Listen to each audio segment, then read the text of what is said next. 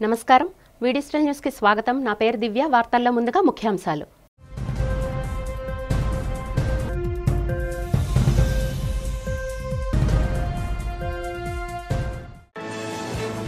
సింగపూర్లో విజయవంతంగా కొనసాగుతున్న ఐటీ శాఖ మంత్రి నారా లోకేష్ పర్యటన ఆసియా మార్కెట్కు ఆంధ్రప్రదేశ్ వ్యూహాత్మక గమ్యస్థానంగా ఉందని పారిశ్రామికవేత్తలకు వివరించిన నారా లోకేష్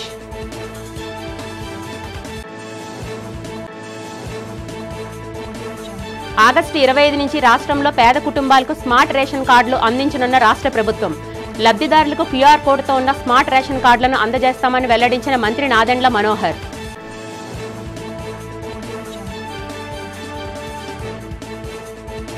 రాష్ట్ర ప్రభుత్వ సాగర తీరంలో లూలు సంస్థకు ఖరీదైన ప్రభుత్వ భూమిని కేటాయించడంపై మండిపడ్డ సిపిఎం నాయకులు కేటాయించిన భూమిని రద్దు చేసి ఆ స్థలంలో సైన్స్ పార్క్ అభివృద్ధి చేయాలని demand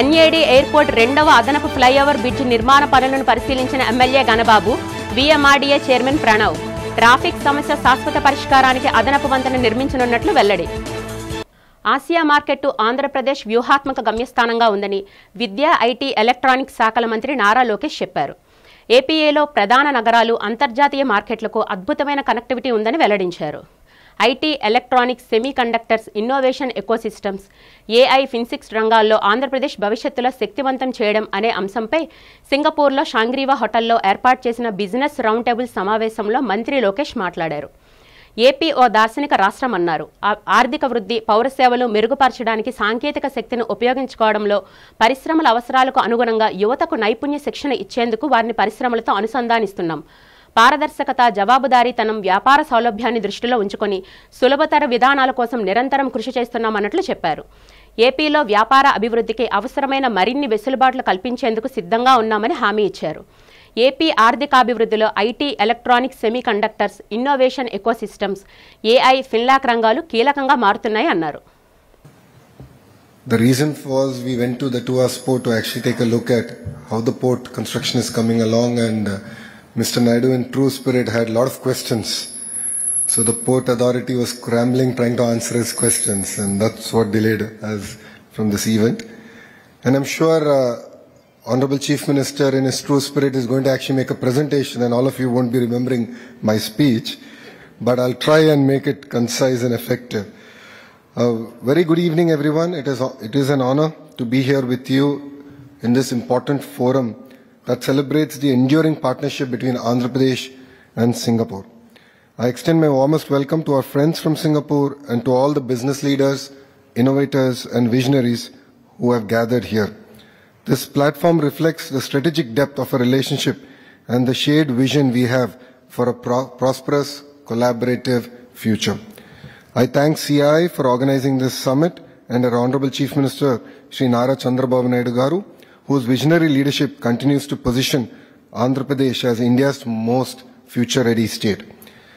Singapore, of course, has played a pivotal role in Andhra Pradesh's journey as a combined state and as a bifurcated state. It has continued to inspire us in areas like urban planning, governance, and infrastructure. Our relation with this great country dates back to 1995, when Mr. Naidu, true to his trademark, led a delegation back then. And as recent as 2014, Mr. Naidu managed to convince the Singapore government to do the master plan for our greenfield capital city Amravati free of cost. And that is how deep our relationship is with this great country. రాష్ట్రంలో పేద కుటుంబాలకు August 25 నుంచి 31 తేదీ వరకు QR కోడ్తో ఉన్న smart ration కార్డులు అందించనున్నట్లు పౌర సరఫరాల శాఖ మంత్రి నాదెండ్ల మనోహర్ తెలిపారు రాష్ట్ర స్థాయిలో ముఖ్యమంత్రి చంద్రబాబు ఉప ముఖ్యమంత్రి పవన్ కళ్యాణ్ కార్యక్రమాన్ని ప్రారంభిస్తారని జిల్లా నియోజకవర్గ స్థాయిలో మంత్రులు ఎంపీలు ఎమ్మెల్యేలు ఎమ్మెల్సీలు ఇతర ప్రజాప్రతినిధులు పంపిణీ చేస్తారని వివరించారు వెలగపూడి సచివాలయంలో ఆయన ఈ సందర్భంగా మీడియాతో మాట్లాడారు కొత్తగా ఇవ్వబోతున్న కార్డులపై సీఎం సహా ఎవరి ఫోటోలు ఉండవన్నారు కుటుంబ సభ్యుల పేర్లు ఫోటోలు మాత్రమే ఉంటాయని వివరించారు కొత్త రేషన్ కార్డులు మార్పులు చేర్పులు తొలగింపులు కోరుతూ 16,08,612 దరఖాస్తులు అందగా 15,32,758 పరిష్కరించామని తెలిపారు 9,87,644 కుటుంబాలకు కొత్తగా రేషన్ కార్డులు ఇస్తున్నామని చెప్పారు. దీంతో రాష్ట్ర వ్యాప్తంగా రేషన్ కార్డుల సంఖ్య 1,45,97,486కు చేరుతుందన్నారు.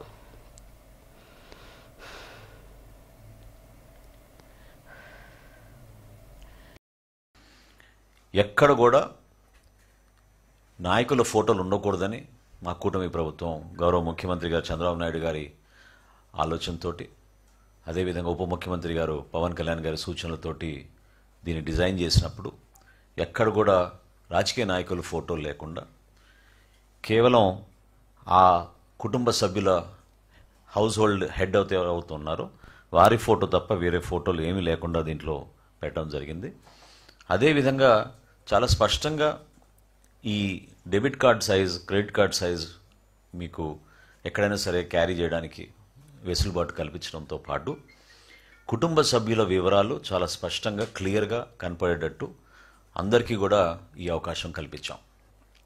గతంలో మీరు చూస్తే చాలా ఇబ్బందికరమైన పరిస్థితులు క్లియర్గా కనపడేవి కాదు. కార్డ్ నంబర్ని కూడా సైజ్ పెంచి చాలా క్లియర్గా ఇక్కడ కనపడే విధంగా ఆ మార్పు తీసుకొచ్చాం. క్యూఆర్ కోడ్ తీసుకొచ్చాం మొట్టమొదటిసారి. అదే ఆ సెక్యూరిటీ ఫీచర్ క్యూఆర్ కోడ్ ద్వారా డైనమిక్ కీ రిజిస్టర్ తోటి అనుసంధానమై ఎప్పటికప్పుడు మాకు అనుక్షణం ట్రాన్సాక్షన్ జరగగానే మాకు నమోదయ్యేటట్టు మా సెంట్రల్ ఆఫీస్లో ఈ కార్యక్రమం తీసుకొస్తున్నాం. ఇంకా ముఖ్యమైన అంశం ఈ రైస్ కార్డులో రాష్ట్ర వ్యాప్తంగా ఇంతకుముందు మీకు చెప్పిన 4,29,79,897 మందికి ఉచితంగా ఇస్తాం ఈ కార్డ్స్. అంటే 1,45,97,000 కుటుంబాలకి ఈ కార్డ్స్ మేము ఉచితంగా పంపిణీ చేయబోతున్నాం. ఆగస్టు 25వ తారీఖు నుంచి ఈ ప్రక్రియ ప్రారంభమవుతుంది. వారం రోజుల వరకు, ఆగస్టు 25 నుంచి 31వ తారీఖు వరకు రాష్ట్ర వ్యాప్తంగా ప్రతి మండలంలో కూడా, ప్రతి నియోజకవర్గంలో స్థానిక గౌరవ శాసనసభ్యులు, అదేవిధంగా జిల్లాలో ఉన్న మంత్రివర్యులు, రాష్ట్ర స్థాయిలో గౌరవ ముఖ్యమంత్రి గారు, ఉప ముఖ్యమంత్రి గారి సభల ద్వారా ఈ కార్యక్రమాన్ని మేము ప్రారంభించబోతున్నాం. నర్సీపట్నం ప్రభుత్వ ఆసుపత్రికి ఎన్టీపీసీ అందించిన ఆధునిక అంబులెన్స్ను బుధవారం శాసనసభ స్పీకర్ అయ్యన్న పాత్రుడు, జిల్లా కలెక్టర్ విజయకృష్ణన్, స్పీకర్ సతీమణి చింతకాయల పద్మావతి కలిసి ప్రారంభించారు. ఈ సందర్భంగా ఆసుపత్రి అభివృద్ధి కమిటీ సమీక్ష సమావేశం నిర్వహించగా స్పీకర్ ప్రసంగిస్తూ ఆసుపత్రిలో గతంలో కంటే ఇప్పుడు 80% పెరుగుదల కనిపిస్తుందని కొనియాడారు. మిగిలిన 20% కూడా పూర్తిగా మెరుగుపరిచి ఆసుపత్రికి మంచి పేరు తీసుకురావాలని సూచించారు. క్లీనింగ్ పట్ల తృప్తికరత లేకపోవడం గమనించామన్నారు. అయితే మిగిలిన అంశాల్లో మార్పు స్పష్టంగా కనిపిస్తుందని చెప్పారు. హాస్పిటల్కి రావాల్సిన అవసరాలకు డాక్టర్లు అడిగి తెలుసుకున్నానన్నారు. ఆసుపత్రిలో 16 మంది సెక్యూరిటీ సిబ్బంది ఉన్నా విధులను సమర్థవంతంగా నిర్వహించకపోవడంతో విమర్శలు వస్తున్నాయని, ఈ విషయంలో మార్పు తేవాల్సిన అవసరం ఉందని స్పష్టం చేశారు. వాహనాలు మిస్ కావడమే కొంతవరకు భద్రతా లోపాలకు కారణంగా పేర్కొన్నారు. ఇకపై నిర్వహించే రివ్యూ సమావేశాల్లో ఇలాంటి ఫిర్యాదులు రాకుండా చూడాలని సిబ్బందికి స్పష్టంగా చెప్పారు.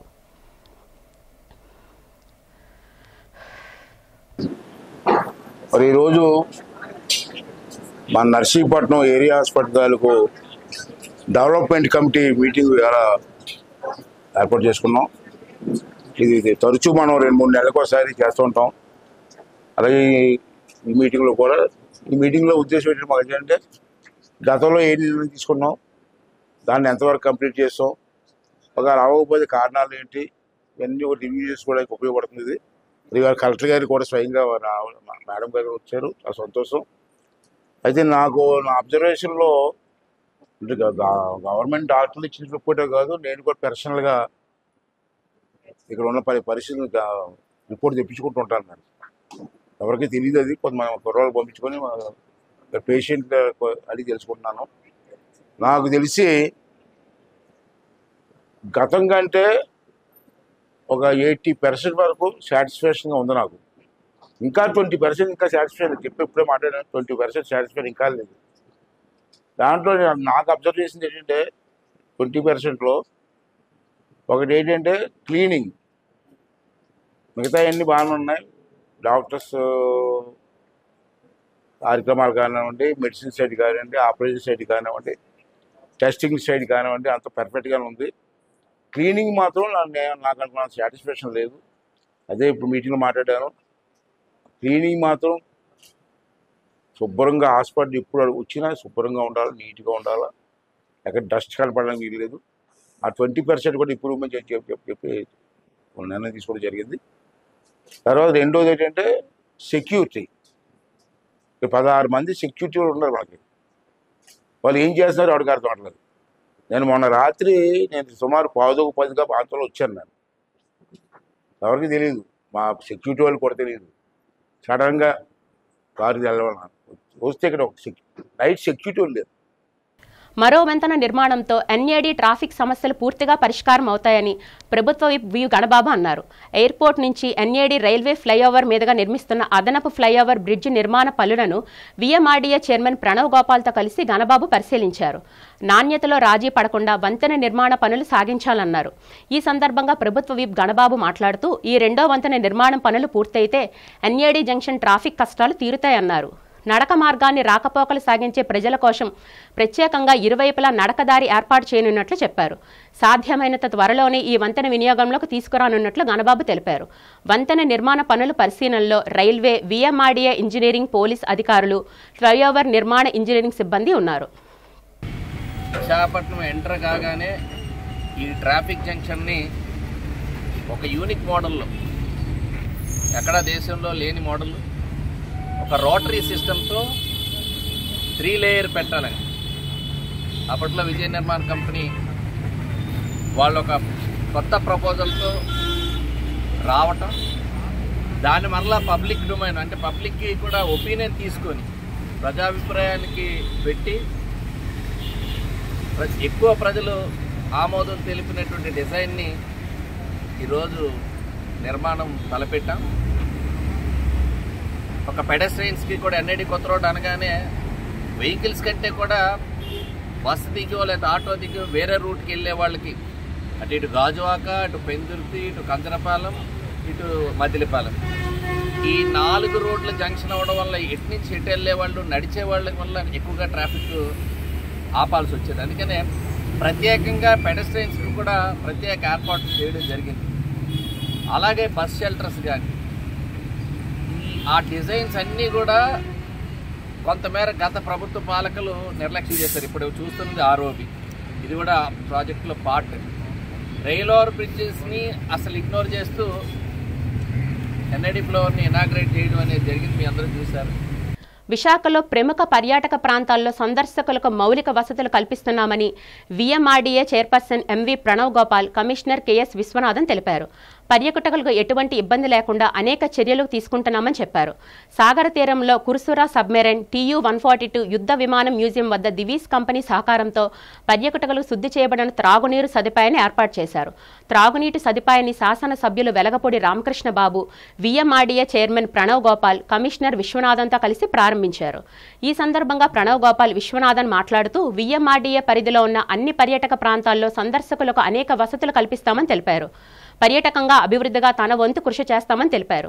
ఈ కార్యక్రమంలో దివీస్ ప్రతినిధులు Koteswararao, Suresh Kumar, VMRDA joint commissioner Ramesh, ఇంజనీర్లు వినయ్ కుమార్, భవానీ శంకర్, రామరాజు, దుర్గాప్రసాద్ తదితరులు పాల్గొన్నారు.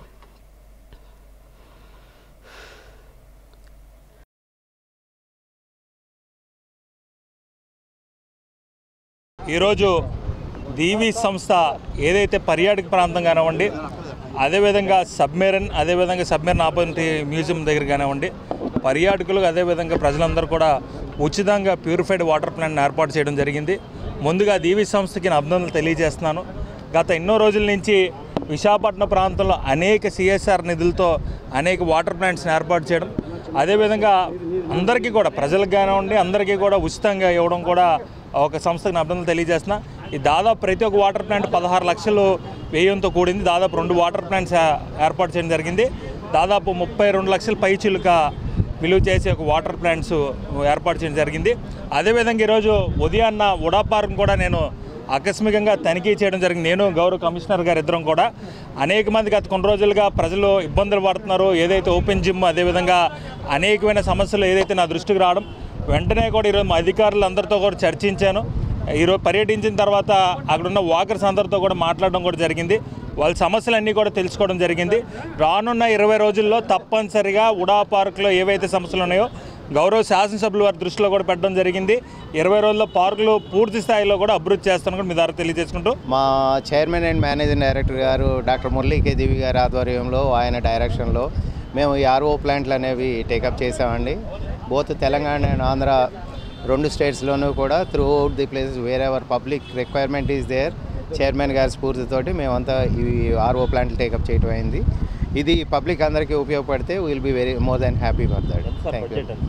ఇక్కడ బడ్జెట్ 32 lakhs అండి. ఇది టోటల్ ఆర్ఓ ప్లాంట్స్ మీద so far we have invested 15 crores plus అండి. అంటే 2 చోట్ల రిలీజియస్ ప్లేసెస్ అన్నిట్లో తెలంగాణ ఆంధ్ర 2 ప్లేసెస్లోను ప్లస్ స్కూల్స్లో అన్ని చోట్ల కూడా we started installing RO plants. Visakha సాగర తీరంలో లూలూకు రాష్ట్ర ప్రభుత్వం భూ కేటాయింపులు చేయడాన్ని సిపిఎం తీవ్రంగా ఖండించింది. లూలూకు కేటాయించిన భూములను రద్దు చేసి ఆ స్థలంలో సైన్స్ పార్క్ అభివృద్ధి చేయాలని సిపిఎం నేతలు డిమాండ్ చేశారు. ఆర్కే బీచ్ రోడ్లో లూలు సంస్థకు కేటాయించిన భూముల వద్ద సిపిఎం నేతలు నిరసన చేపట్టారు. ఈ సందర్భంగా సిపిఎం విశాఖ జిల్లా కార్యదర్శి ఎం జగ్గునాయుడు, జిల్లా కార్యదర్శి వర్గ సభ్యులు పి మణి మాట్లాడారు. లూలు మాల్కు అత్యంత కీలకం విలువైన భూమిని కేటాయించడాన్ని తప్పుపట్టారు. సిఆర్జెడ్ పరిధిలో ఉన్న భూములను ప్రభుత్వం ఎలా కేటాయిస్తుందని ప్రశ్నించారు. సుమారు 3,000 కోట్ల రూపాయలు విలువ చేసే 13.74 ఎకరాల భూమిని చదరపు అడుగు కేవలం ₹50 ఎలా కేటాయిస్తారని విస్మయం వ్యక్తం చేశారు. ఈ భూ కేటాయింపులపై సిబిఐతో విచారణ జరిపించాలని సిపిఎం నేతలు జగ్గునాయుడు, మణి డిమాండ్ చేశారు. ఈ కార్యక్రమంలో GVMC CPM floor leader doctor B Gangarao, CPM నాయకులు RKSV Kumar, S Jyotishwararao, P Venkatrao, K Kumari, Narendra Kumar Mangalam తదితరులు పాల్గొన్నారు.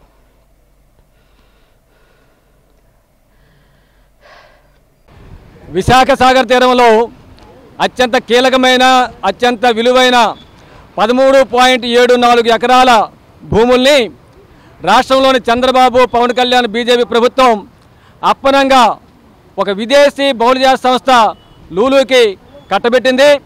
ఈ అక్రమంగా కట్టబెట్టడాన్ని సిపిఎం పార్టీ తీవ్రంగా ఖండిస్తూ ఉంది.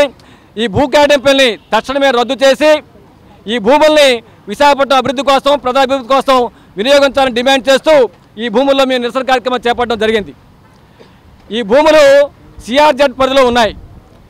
ఈ ప్రాంతంలో ప్రతి సంవత్సరం కూడా నావికా విన్యాసాలు జరుగుతుంటాయి. దేశ విదేశాలకు సంబంధించిన యుద్ధ నౌకలు, యుద్ధ విమానాలు పాల్గొంటాయి విన్యాసాల్లో. అది తూర్పు నావికాదళం ఉంది. ఇక్కడ తీర ప్రాంతం అత్యంత కీలకమైంది. రాష్ట్ర ప్రభుత్వం లూలుకి సాగర్ తీరంలో ఉన్న 13.74 ఎకరాల ప్రభుత్వ భూమిని ఉచితంగా కేటాయించింది. కారు చౌకగా కేటాయించింది. గజంన్నర స్థలం, 1.5 అడుగు స్థలం ₹1.5కి ఇచ్చేస్తుంది. ఇది ఉచితంగా ఇచ్చేస్తున్నట్టే. ఆ డబ్బులు ఎందుకు తీసుకుంటున్నారో మరి అర్థం అవ్వట్లేదు. ఉచితంగా ఇచ్చేస్తుంది ప్రభుత్వ భూమిని. దీన్ని తక్షణం ఆపాలి. ప్రభుత్వ భూమి ఉంటే అది పేద ప్రజలకు చెందాలి, లేకపోతే విశాఖ నగర ప్రజలకు చెందాలి, నగర అభివృద్ధికి ఉపయోగించాలి. ఇక్కడ ఒక సైన్స్ పార్క్ కట్టొచ్చు, ఆర్టిఫిషియల్ ఇంటెలిజెన్స్ రీసెర్చ్ సెంటర్ పెట్టచ్చు. అమరావతిలో క్వాంటమ్ రీసెర్చ్ సెంటర్ పెడుతున్నారు కదా, అలాంటి రీసెర్చ్ సెంటర్ పెట్టచ్చు. లేదు అనుకుంటే నగర శివార్లకు ప్రతిరోజు పేద ప్రజలు అక్కడికి నగర శివార్లకు పేద ప్రజలను పంపించారు. వాళ్ళు ప్రతిరోజు పనులకు రావాలి అంటే చాలా కష్టమైపోతుంది. ఇక్కడ పేద ప్రజలకి, అత్యంత పేద ప్రజలకి ఈ భూముల్ని ఇవ్వచ్చు. ఇలాగ ప్రజల అభివృద్ధి కేంద్రంగా ప్రభుత్వ భూమిని ఉపయోగించాలి తప్ప ఒక పెద్ద లూలు, ఒక విదేశీ సంస్థ, అతిపెద్ద సంస్థ, దానికి ఎందుకంత ఉచితంగా భూములు ఇవ్వాలని అడుగుతున్నాం మేము. ద్విచక్ర వాహనంపై అక్రమంగా గంజాయి తరలిస్తున్న ఓ పాత గంజాయి నేరస్తుడిని నక్కపల్లి పోలీసులు మంగళవారం అరెస్టు చేశారు. ఈ సందర్భంగా స్థానిక పోలీస్ స్టేషన్లో ఏర్పాటు చేసిన మీడియా సమావేశంలో డీఎస్పీ పి శ్రీనివాస్ మాట్లాడుతూ కేసు వెల్లడించారు. ద్విచక్ర వాహనంపై గంజాయి తరలుతుందన్న సమాచారంతో సీఐ కె కుమారస్వామి ఆధ్వర్యంలో ఎస్ఐ కె సన్నిబాబు సిబ్బందితో కలిసి నక్కపల్లి మండలం సారిపల్లిపాలెం సమీపంలో జాతీయ రహదారిపై మంగళవారం గస్తీ చేపట్టారు. ఆ నేపథ్యంలో ద్విచక్ర వాహనంపై వస్తున్న వ్యక్తిని తనిఖీ చేయగా 2 సంచుల్లో 24 కేజీల గంజాయిని గుర్తించారన్నారు. నిందితుడిని అదుపులోకి తీసుకుని విచారించగా చింతపల్లి మండలం మామిడిపల్లికి చెందిన సుక్రీ అర్జున్గా గుర్తించారు.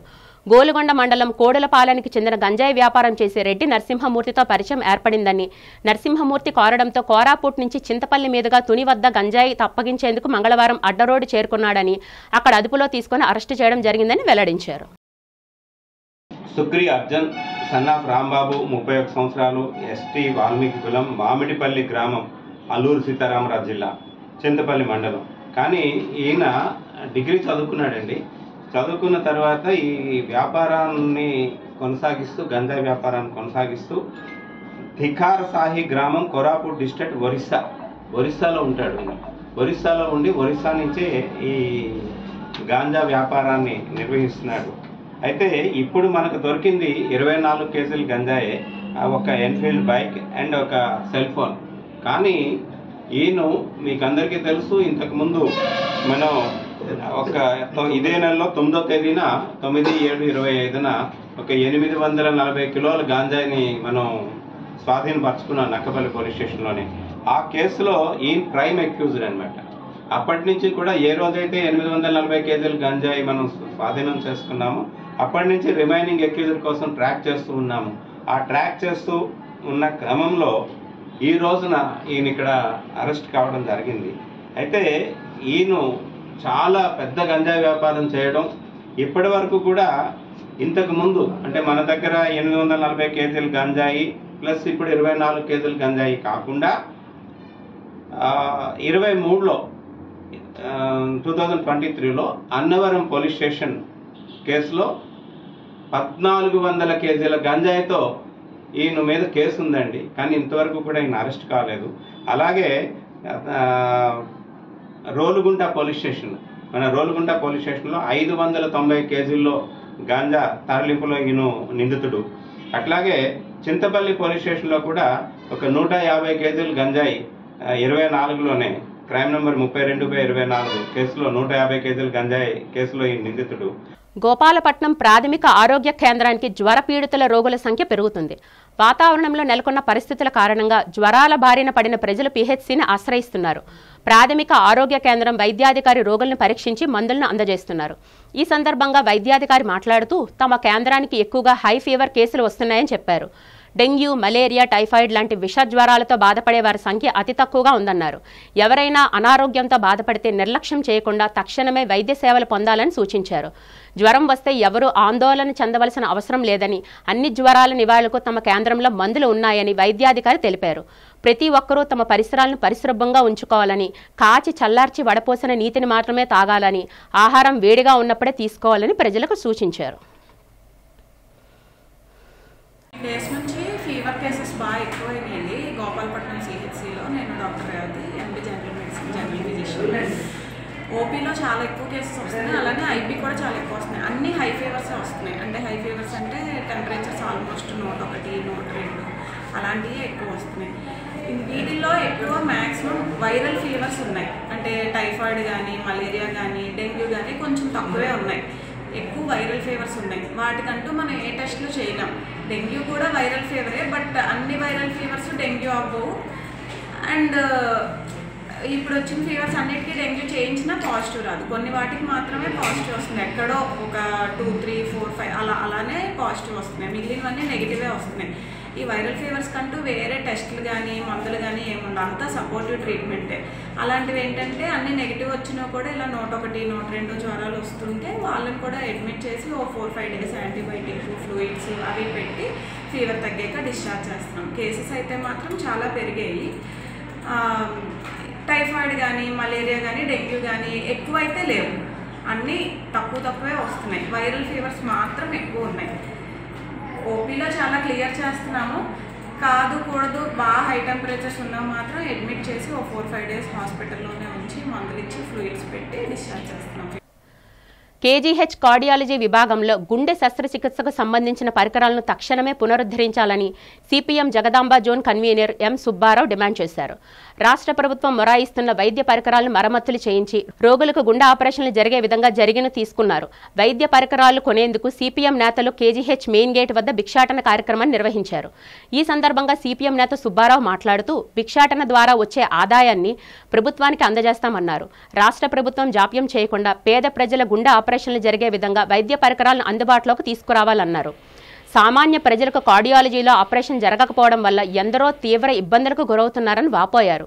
కూటమి ప్రభుత్వం పేద ప్రజల ఆరోగ్యాలతో చెలగాటమాడకుండా వారికి వైద్య సేవలు అందేలా చర్యలు తీసుకోవాలని డిమాండ్ చేశారు.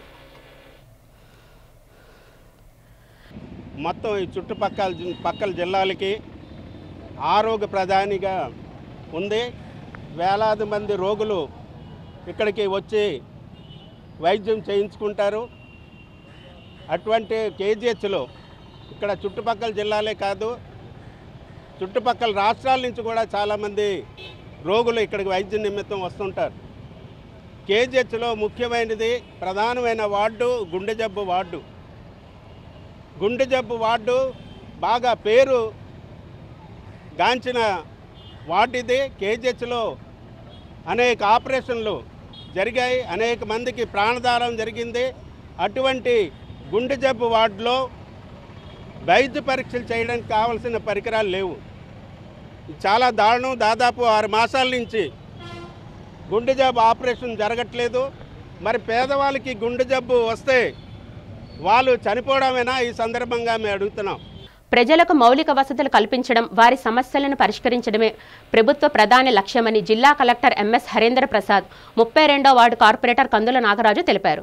కార్పొరేటర్తో కలిసి వార్డులో పలు ప్రాంతాల్లో పర్యటించి ప్రజలు ఎదుర్కొంటున్న సమస్యలను కలెక్టర్ స్వయంగా అడిగి తెలుసుకున్నారు. అనంతరం కలెక్టర్ హరేంద్ర ప్రసాద్ మాట్లాడుతూ వార్డులో పర్యటించి ప్రజా సమస్యలు తెలుసుకున్నానని అన్నారు. తన దృష్టికి వచ్చిన సమస్యలను సాధ్యమైనంత త్వరగా పరిష్కరిస్తామని చెప్పారు.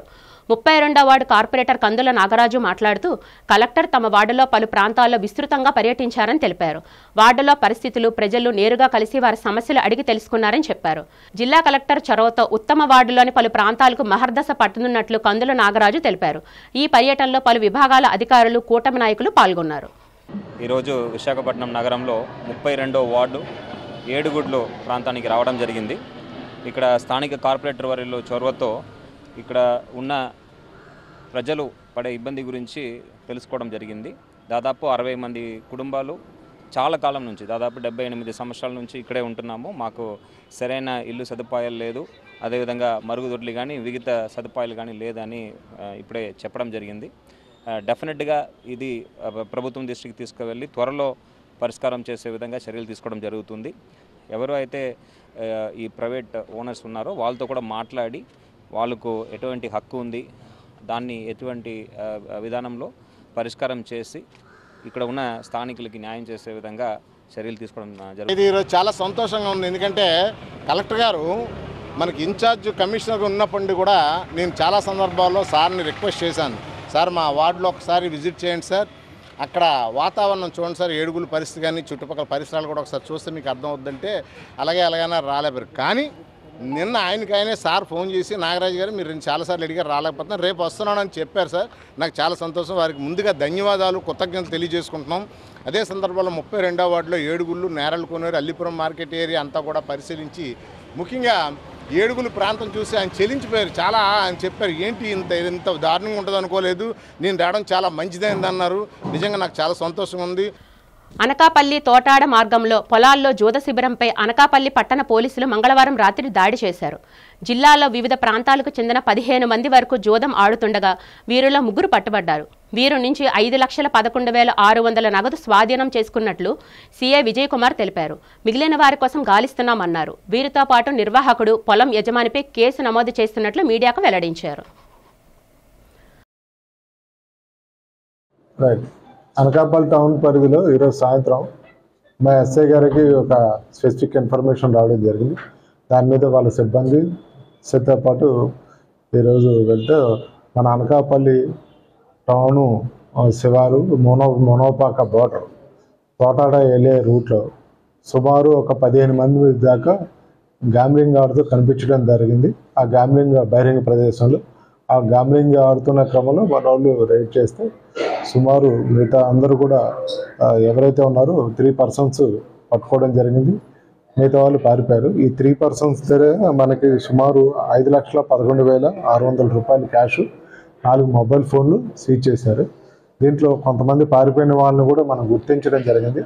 ఉత్తరాంధ్ర ఆరాధ్య దైవం, ప్రముఖ పుణ్యక్షేత్రంగా విరాజిల్లుతున్న సింహాచలం శ్రీ వరాహలక్ష్మీ నృసింహస్వామి వారి నిత్య కళ్యాణం అత్యంత వైభవంగా జరిగింది.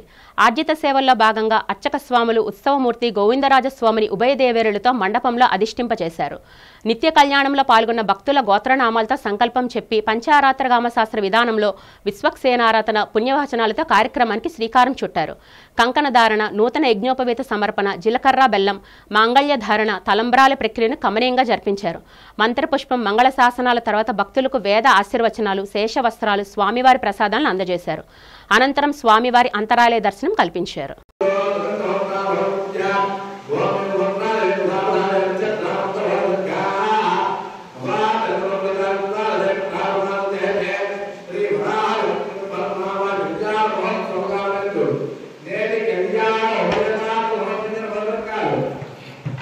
డిజిటల్ న్యూస్ ముగించే ముందు ముఖ్యాంశాలు మరొకసారి చూద్దాం.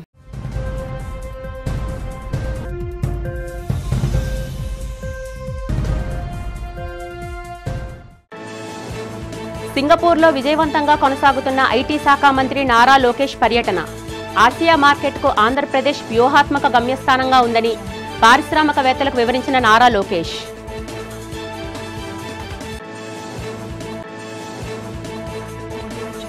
ఆగస్టు 25 నుంచి రాష్ట్రంలో పేద కుటుంబాలకు స్మార్ట్ రేషన్ కార్డులు అందించనున్న రాష్ట్ర ప్రభుత్వం. లబ్ధిదారులకు క్యూఆర్ కోడ్తో ఉన్న స్మార్ట్ రేషన్ కార్డులను అందజేస్తామని వెల్లడించిన మంత్రి నాదెండ్ల మనోహర్.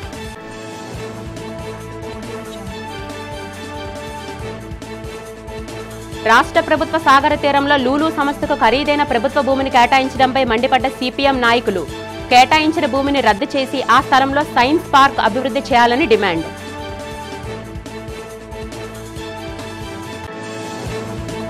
ఎన్ఏడి ఎయిర్పోర్ట్ 2వ అదనపు ఫ్లైఓవర్ బ్రిడ్జ్ నిర్మాణ పనులను పరిశీలించిన MLA Ganababu, VMRDA chairman Pranav. Traffic సమస్య శాశ్వత పరిష్కారానికి అదనపు వంతెన నిర్మించనున్నట్లు వెల్లడి. ఈ వార్తలు ఇంతటితో సమాప్తం. నమస్కారం.